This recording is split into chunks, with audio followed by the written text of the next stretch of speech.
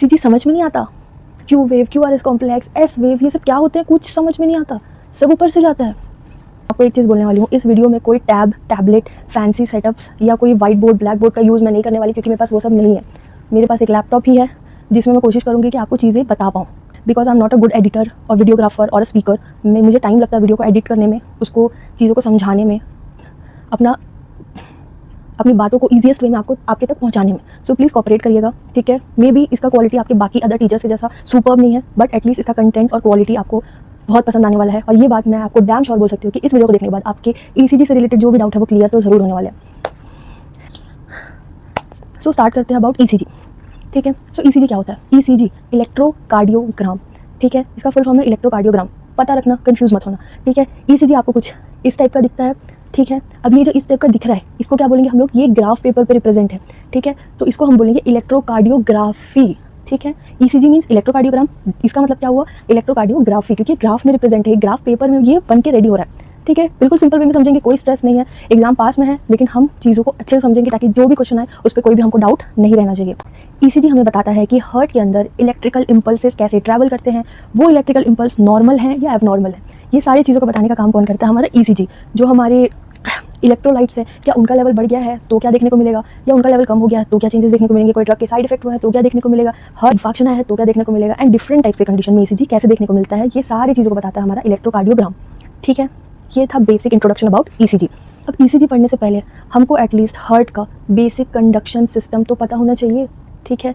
सो अब मैं आपको बताऊंगी जो हार्ट के कंडक्शन सिस्टम है वो कैसे वर्क करते हैं। उससे पहले मैं स्टार्ट करते हैं। ईसीजी समझने से पहले हम स्टार्ट करेंगे जो कंडक्शन सिस्टम है वो कैसे वर्क करता है, कंडक्शन सिस्टम क्या होता है और इसको कैसे समझते हैं। सो हार्ट का कंडक्शन सिस्टम स्टार्ट होता है हमारे अपने natural pace maker of heart से, जो है SA node, means sino atrial node. ये जो साइनल एट्रियल नोड होता है यही वो पॉइंट है जहाँ से इम्पल्स का जनरेशन होना स्टार्ट होता है। अगर आपको पूछे कि जनरेशन पॉइंट ऑफ इम्पल्सेस क्या है तो आपका आंसर होना चाहिए SA नोड। डन। अब ये जो SA नोड होता है ये कहाँ पे लोकेटेड होता है? तो ये लोकेटेड होता है हमारे राइट एट्रियम में, नियर सुपीरियर वेना कावा, ठीक है। अब ये जो इम्पल्सेस है, ये इम्पल्सेस को ये ट्रांसफ़र करता है to whole part of atria. जब एट्रिया में ये सारे इम्पल्सेस जाते हैं तब वो क्या करते हैं? एट्रिया को कॉन्ट्रैक्ट करते हैं, ठीक है। और उसके बाद ये सारे इम्पल्सेस जाते हैं हमारे AV नोड में, मींस अट्रियो वेंट्रिकुलर नोड। ये हमारे हार्ट का सेकंड पेस मेकर भी बोला जाता है, ठीक है। और जब ऐसे नोड काम नहीं करता या बाय एनी चांस वो वर्क करना, वो डिसफंक्शन हो जाता है, उस केस में AV नोड हमारा सारा काम करता है जो ऐसे नोड का है। उस टाइम पे AV नोड सारा ऐसे नोड का काम करना स्टार्ट कर देता है। अब ये जो AV नोड है इसका काम है ट्रैफिक पुलिस का, ठीक है। ट्रैफिक पुलिस क्या करता है? आपको रोकता है। सिंपली जो AV नोड है उसका काम भी क्या है? इम्पल्सेस को 0.1 सेकेंड के लिए डिले करना। डिले करना इन द सेंस क्या? वो इम्पल्सेस को स्लो डाउन करेगा 0.1 सेकेंड के लिए। क्यों? अगर इम्पल्सेस ऐसे नोड से AV नोड फट से आ गए देन अट्रिया कॉन्ट्रैक्ट कब होगा? तो अट्रियल को कॉन्ट्रैक्ट करने के लिए वो एक टाइम देता है कि अट्रिया इजीली पूरा इम्पल्स ले पाए और अच्छे से कॉन्ट्रैक्ट हो पाए। आफ्टर दैट AV नोड से इम्पल्सेस वेंट्रिकल्स में जाते हैं ताकि वो भी कॉन्ट्रैक्ट हो पाए। समझ में आया? ठीक है।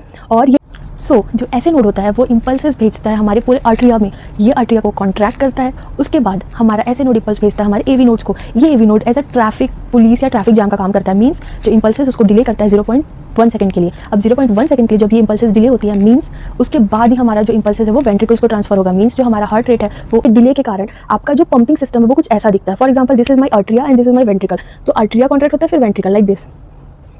कभी वो ऐसे साथ में कॉन्ट्रैक्ट नहीं होते, ठीक है। ऐसे साथ में हो रहे मीन्स एबनॉर्मैलिटी हो रही है गाइस।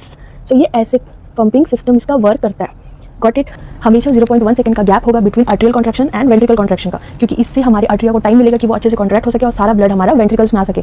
समझ में? उसके बाद once the impulses went to the AV node, उसके बाद वो इम्पल्सेस कहाँ जाते हैं? हमारे बंडल ऑफ हिस में। बंडल ऑफ हिस एक हाईवे है, ठीक है, एक मेन हाईवे है, लाइक एक पाथवे है जिससे हमारे इम्पल्सेस ट्रैवल करके नीचे आता है हमारे वेंट्रिकल साइड पे। After then that it divides into right bundle branch and left bundle branch.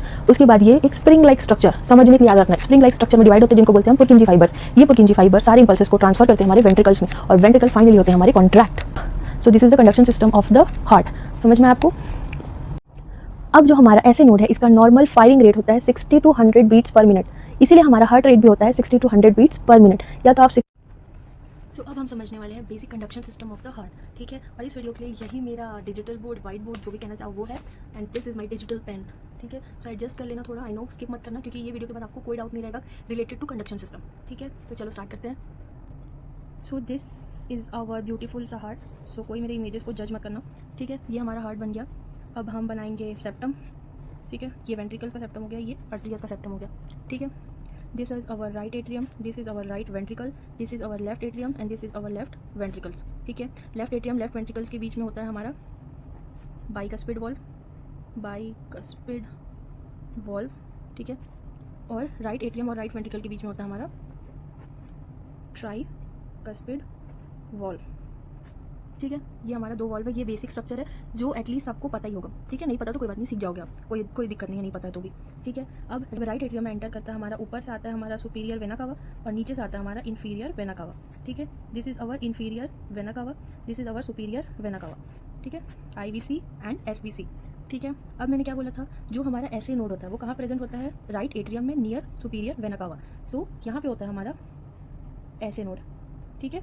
ये हमारा ऐसे नोड, ऐसे नोड जो इम्पल्सेस होता है वो कहाँ भेजता है, हमारे एट्रियम में। सबसे पहले इम्पल्सेस ऐसे नोड से कहाँ ट्रैवल करेंगे, हमारे पूरे एट्रियम में, ठीक है। चाहे वो राइट एट्रियम हो चाहे वो लेफ्ट एट्रियम, ताकि एट्रिया पूरी तरीके से कॉन्ट्रैक्ट हो सके और ब्लड हमारा कंप्लीटली वेंट्रिकल्स में फिल हो पाए, ठीक है। अब ये जो ऐसे नोड है, ये एट्रिया में जब इम्पल्सेस को भेज दिया, उसके बाद इम्पल्सेस कहाँ जाते हैं, हमारे AV नोड्स में। AV नोड कहाँ प्रेजेंट होता है, इंटर आर्टेरियल सेप्टल में नियर ट्राइकस्पिड वॉल्व। ये हमारा ट्राइकस्पिड वॉल्व, ये हमारा इंटर आर्टेरियल सेप्टल, और यहाँ पे होता है हमारा AV नोड, ठीक है। This is our AV node, समझ में आपको। ये अपना ऐसे नोड, इसको क्या बोलते हैं हम लोग, पेस मेकर ऑफ हार्ट, ठीक है, या फिर जहाँ से इम्पल्स जनरेट होता है। Next, this is our AV node, इसको हम सेकंड पेस मेकर भी बोल सकते हैं, ठीक है। This is a second pace maker. जब ऐसे नोड काम नहीं करता उस टाइम पे AV नोड भी फंक्शन कर सकता है एज अ पेस मेकर, ठीक है। अब ये जो AV नोड्स हैं, इसके बाद जो इम्पल्सेस होता है वो कहाँ जाते हैं, हमारे बंडल ब्रांच में। This is our bundle branch. यहाँ से डिवाइड होता है हमारा लेफ्ट बंडल ब्रांच और राइट बंडल ब्रांच, ठीक है। उसके बाद इम्पल्सेस ट्रैवल होते हैं पुरकिंजी फाइबर। ये पुरकिंजी फाइबर पूरे वेंट्रिकल्स को इम्पल्स देता है, ठीक है। एज यू कैन सी, ये थोड़ा स्प्रिंग टाइप स्ट्रक्चर, इसको समझो। ये क्या करता है, हमारे पूरे वेंट्रिकल्स में इम्पल्सेस को ट्रांसफर करता है, जिससे क्या होता है, हमारा वेंट्रिकल्स भी कॉन्ट्रैक्ट हो पाता है, ठीक है। वेंट्रिकल्स भी कॉन्ट्रैक्ट हो पाता है, समझ में आया। सो हमारा ऐसे नोड क्या करता है, आर्टेरियल को कॉन्ट्रैक्ट करने का काम करता है। उसके बाद इम्पल्स किसको भेजता है, ये AV नोड को। AV नोड इम्पल्सेस किसको भेजता है, हमारे राइट बंडल ब्रांच और लेफ्ट बंडल ब्रांच में, या फिर हम कह सकते हैं इसको बंडल ऑफ हिस, ठीक है। बंडल ऑफ हिस, ठीक है। बंडल ऑफ हिस को भेजेगा, वो किसको भेजेगा, लेफ्ट बंडल ब्रांच और राइट बंडल ब्रांच को। देन वो किसको भेजेगा, पुरकिंजी फाइबर को, पुरकिंजी फाइबर्स, ठीक है। मेरा नाम पुरकैत है, याद रखना, पुरकैत से पुरकिंजी, ठीक है, अगर नहीं याद होता है तो उस केस में। सो ये है आपका पुरकिंजी फाइबर, ये भेजता है पूरे इम्पल्स को हमारे वेंट्रिकल्स में, ठीक है। सो हमारे वेंट्रिकल्स में पूरे इम्पल्सेस जाते हैं, जिससे क्या होता है, हमारा वेंट्रिकल कॉन्ट्रैक्ट होता है, समझ में आया। लेकिन ये आर्टेरियल से कॉन्ट्रैक्शन वेंट्रिकल में जाने के लिए टाइम लगता है 0.1 सेकंड का, और ये डिले कौन कराता है, हमारा AV नोड। इसीलिए इसको क्या बोलते हैं, फिजियोलॉजिकल डिले कराने का काम कौन करता है, हमारा AV नोड। होप सो आपको ये पूरा कंडक्शन सिस्टम ऑफ हार्ट, क्या कंडक्शन सिस्टम ऑफ हार्ट आपको अच्छे से समझ में आ गया होगा, ओके। सो होप सो कि आपको ये ब्यूटीफुल सा हार्ट समझ में आया होगा।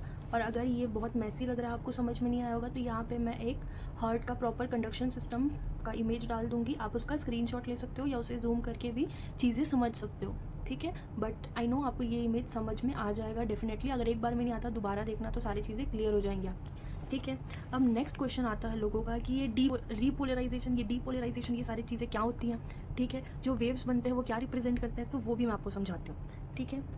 सो आपको बेसिक पता है कि ये होता है आपका नॉर्मल ECG, जिसको नॉर्मल साइनस रिदम भी बोलते हैं। सो ये आपका ECG जो एक ग्राफ में रिप्रेजेंट है, इसलिए इसको इलेक्ट्रोकार्डियोग्राफी बोलते हैं, क्योंकि ये ग्राफ पेपर में रिप्रेजेंट है, ठीक है। अब हम एक एक वेव्स को समझते हैं कि ये क्या वेव्स है और ये क्यों है और ये कहाँ से जनरेट हुई और ये कैसे जनरेट होती है। जी होप सो आपको दिख रहा होगा, this is normal ECG, this is our P wave, this is our QRS complex and this is our T wave, ठीक है। अब ये वेव्स क्या रिप्रेजेंट करते हैं हम वो समझते हैं। सो P वेव का मतलब होता है हमारा आर्टेरियल में क्या हो रहा है, कॉन्ट्रैक्शन हो रहा है, ठीक है। आर्टेरियल में कॉन्ट्रैक्शन होने को हम क्या बोलते हैं, P वेव, ठीक है। अब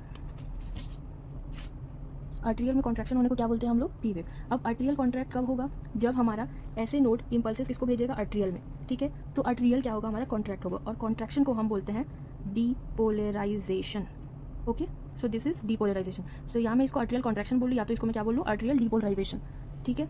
नेक्स्ट आता है ये हमारा QRS कॉम्प्लेक्स। सो QRS कॉम्प्लेक्स ये कहाँ से जनरेट हुआ, सो जब हमारा जो इम्पल्सेज है वो बंडल ऑफ हिस से right bundle branch, left bundle branch, पुरकिंजी fibres और पूरे वेंट्रिकल्स में जनरेट होता है इम्पल्सेज, तब बनता है हमारा QRS कॉम्प्लेक्स। क्या क्या मैंने बोला, bundle of his plus left bundle branch plus right bundle branch plus पुरकिंजी fibres plus ventricles. ठीक है, ये सारी चीज़ों पे जब इम्पल्सेस ट्रांसमिट होते हैं तब बनता है हमारा QRS कॉम्प्लेक्स।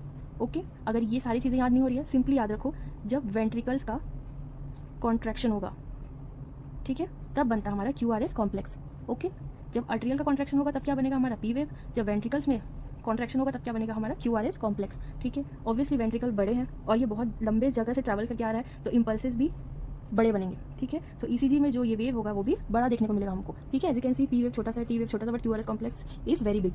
ठीक है, तो ये होता है QRS complex. Again contraction word आया, तो यहाँ पे भी मैं क्या बोलूँगी कि यहाँ पे क्या हो रहा है, हमारा डीपोलराइजेशन देखने को मिल रहा है। ठीक है, नेक्स्ट बात करेंगे हम लोग T वेव का। सो T वेव क्या रिप्रेजेंट करता है, जब हमारे हार्ट में वेंट्रिकल्स कॉन्ट्रैक्ट होने के बाद जब रिलैक्स होती। ठीक है, अब मैं इसको अलग अलग वर्ड से रिप्रेजेंट करूँगी। या तो मैं इसको बोल सकती हूँ कि जब वेंट्रिकल्स में रीफिलिंग होगा, रीफिलिंग मतलब दोबारा एक बार ब्लड बाहर निकल गया पंप होके, फिर दोबारा ब्लड फिल हो रहा है आर्टरी के थ्रू।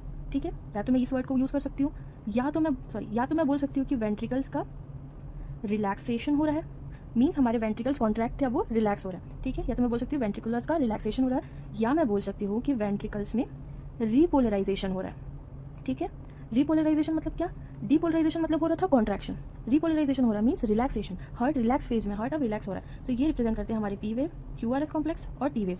समझ में आया इतना?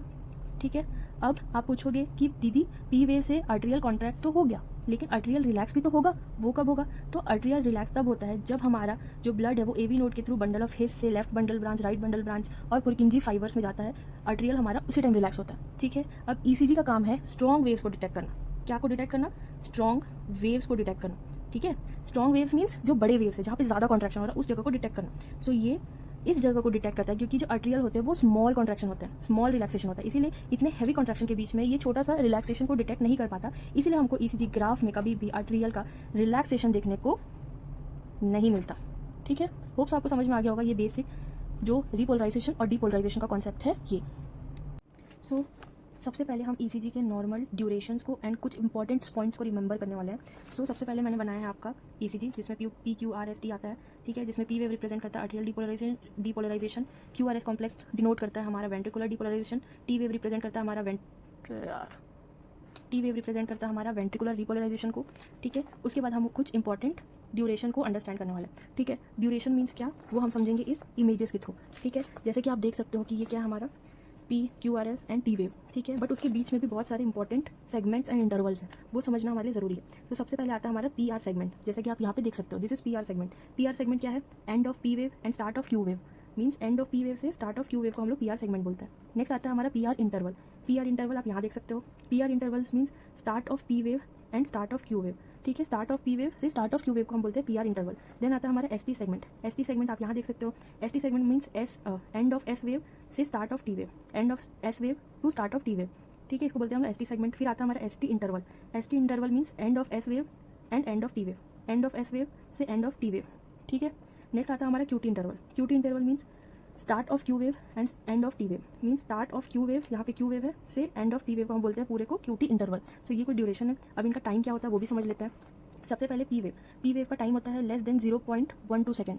ठीक है, जो काउंट होता है लेस देन 3 स्मॉल बॉक्सेस में, और इनका हाइट होता है लेस देन 2.5 mm। ठीक है, नेक्स्ट आता है हमारा PR interval. PR interval count होता है 0.12 सेकंड से 0.20 सेकंड तक। ये आते हैं हमारे 3 से 5 स्मॉल बॉक्सेस में कवर हो जाते हैं। नेक्स्ट हम बात करेंगे QRS कॉम्प्लेक्स। QRS कॉम्प्लेक्स होता है 0.08 से 0.12 सेकंड तक, या फिर हम कह सकते हैं 0.06 से 0.10 सेकंड। जो भी ऑप्शन आपको नियर बाई मिल रहा है वो आप मान लेना। ठीक है, मैक्सिमम 0.12 ही होता है, इससे ज़्यादा में एबनॉर्मैलिटीज़ दिखेगा। फिर आता है हमारा QT इंटरवल, ये होता है 0.36 से 0.44 सेकंड। ठीक है, मेनली आपको P wave, PR interval and QRS complex को याद करना ज़रूरी है। ठीक है, तो आपको कंडक्शन सिस्टम ऑफ हार्ट और ECG के बारे में अभी तक समझ में आ गया होगा।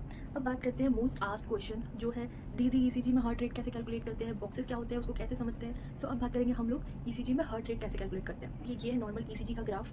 ठीक है, जैसे हमारा नॉर्मल बार ग्राफ होता है ना, स्कूल में पढ़ा होगा, आपने यूज़ किया होगा, सिमिलरली ऐसे ही होता है हमारा ECG का भी ग्राफ। सो इसमें अब बात करते हैं हम लोग कि ECG में बॉक्सेस क्या होते हैं। सो ECG में जो बॉक्सेस आपको दिख रहे हैं वो बहुत इंपॉर्टेंट रोल कैरी करते हैं हमारे हार्ट रेट को कैलकुलेट करने में। सो ECG में पहला होता है लार्ज बॉक्सेस। ठीक है, और उसके अंदर होते हैं छोटे छोटे 5 स्मॉल बॉक्सेस। सो 1 large box carries 5 small boxes. जो ये लार्ज बॉक्स होते हैं उनका टाइम ड्यूरेशन होता है 0.20 सेकंड्स या तो 0.2 सेकंड्स, और जो हमारा स्मॉल बॉक्सेस होता है उसका टाइम ड्यूरेशन होता है 0.04 सेकंड।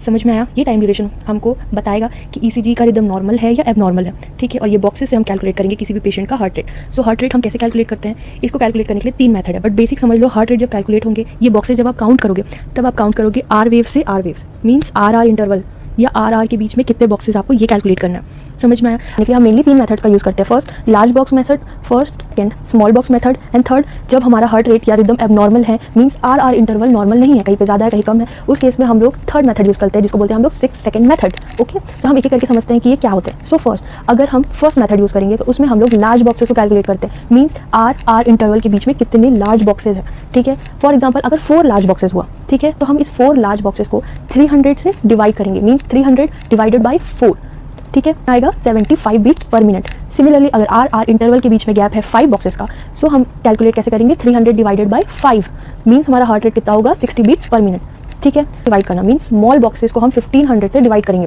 ठीक है। अब हमको काउंट करना है एक लार्ज बॉक्सेस में 5 स्मॉल बॉक्सेस होते हैं। सो आर इंटरवल के बीच में कितने लार्ज बॉक्सेस है, उसके अंदर कितने स्मॉल बॉक्सेस हैं, ठीक है। ये हम लोग यूज़ करते हैं मोर एक्यूरेसी के लिए या फिर क्रॉस चेक करने के लिए कि हमारा जो हार्ट बीट आया वो सही आया या नहीं आया, ठीक है। सपोज अब हमारा जो आर इंटरवल है वो आया 10, ठीक है, लाइक हमारा आर इंटरवल के बीच में 10 स्मॉल बॉक्सेस हैं, तो हम डिवाइड करेंगे 1500 डिवाइडेड बाय 10, सो हमारा आंसर कितना आएगा? 150 बीट्स पर मिनट, ठीक है। स्मॉल बॉक्सेस है 30, ठीक है, तब सिमिलरली हम 1500 डिवाइडेड बाय 30 करेंगे, तो हमारा हार्ट रेट कितना आएगा? 50 बीट्स पर मिनट। समझ में आया? सो ये 2 मेथड है from large boxes to small boxes heart rate को कैलकुलेट करने का। अब 6 सेकंड मेथड के ऊपर आई एम सॉरी मैं इस वीडियो पे क्लियर नहीं कर पाऊंगी, मैं उसके लिए सेपरेट वीडियो बनाने वाली ताकि आपको इजीली समझ में आ जाए, क्योंकि ये वीडियो ऑलरेडी बहुत ज़्यादा लेंदी हो गई है मेरे लिए। सो मुझे इसको एडिट करने में भी और प्रॉपर सेट करने में भी टाइम लगेगा। सो आज के लिए आप इतना ही समझो बेसिक ईसीजी। 6 सेकंड मेथड में आपको मेरे नेक्स्ट वीडियो में बताऊंगी, और आप किस डिफरेंट टाइप के ईसीजी होता है वो उसका क्या की पॉइंट आप कैसे समझोगे मैं वो भी बताऊंगी आपने नेक्स्ट वीडियो में। So all the very best future nursing aspirant. So hopes आपको ये वीडियो अच्छी लगी होगी। अगर अच्छी लगी होगी तो प्लीज़ कमेंट में बताना अपना ओपिनियन कि आपको वीडियो कैसी लगी, आपको चीज़ें समझ में आई या नहीं आई। सो आई होप कि आप कमेंट करोगे, वीडियो को शेयर करोगे अपने फ्रेंड्स के साथ, एंड चीज़ों को अच्छे से बिना स्किप किए समझोगे। आप स्पीड में देख सकते हो अगर आपको स्पीड में देखना है तो, बट स्किप मत करना क्योंकि एक एक पॉइंट आपका समझना बहुत इंपॉर्टेंट है। सो मैंने कम से कम ड्यूरेशन में ईसीजी को पूरा समझाने की कोशिश किया। होप्स आपको समझ में आ गया होगा।